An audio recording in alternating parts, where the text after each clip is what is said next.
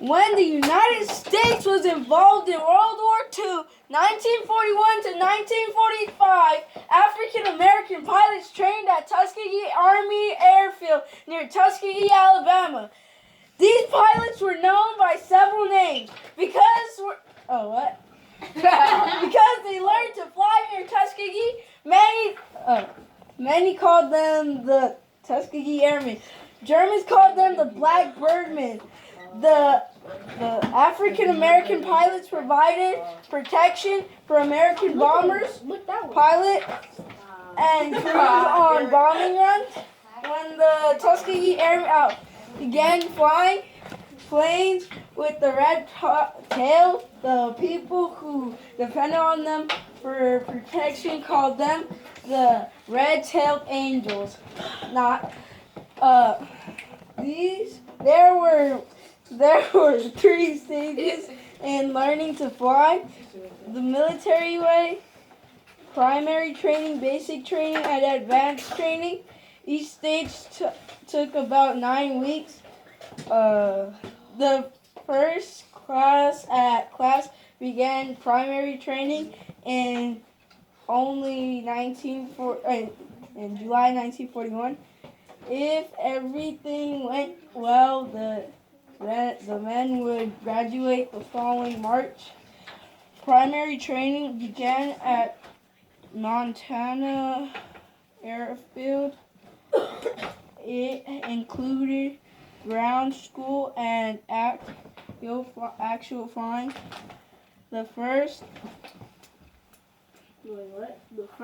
planes the men flew were Stearman PT-17S, blah blah blah, stands for primary training.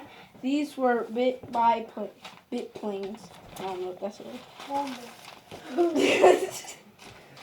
The Tuskegee Airmen were the first black military, I don't know what that is, in the U.S. Army Air Corps, a precursor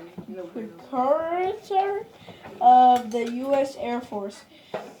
Trained at the Tuskegee Army Airfield in Alabama, they flew more than 15,000 individual sorties in Europe and North Africa during World War II.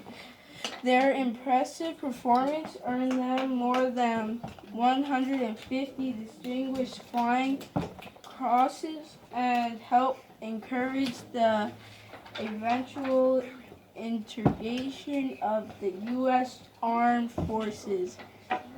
Imagine being a pilot in World War II. It is your job to protect the plane that drops bombs on the enemies, and that bomber pilot is counting on you. Suddenly, off the tip of your wing, you spot an enemy, but you know what to do. You dodge and weave, shooting until the enemy plane is damaged and can't fly.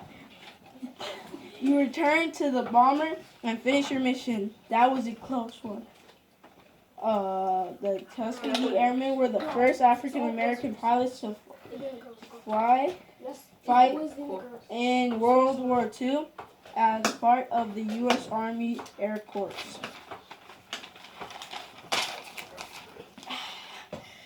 The Coffee School of Aviation opened in 1939 in Chicago, Illinois. It was to teach black people how to fly. Some of its graduates later became Tuskegee Airmen. Cornelius Coffee took his first flight when he was about 13. A storming pilot.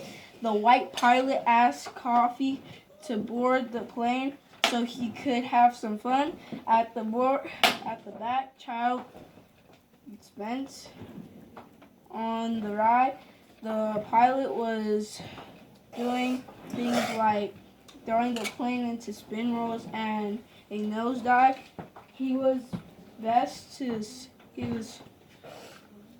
said he best to scare Coffee, but Coffee loved every minute of it. The pilot was impressed.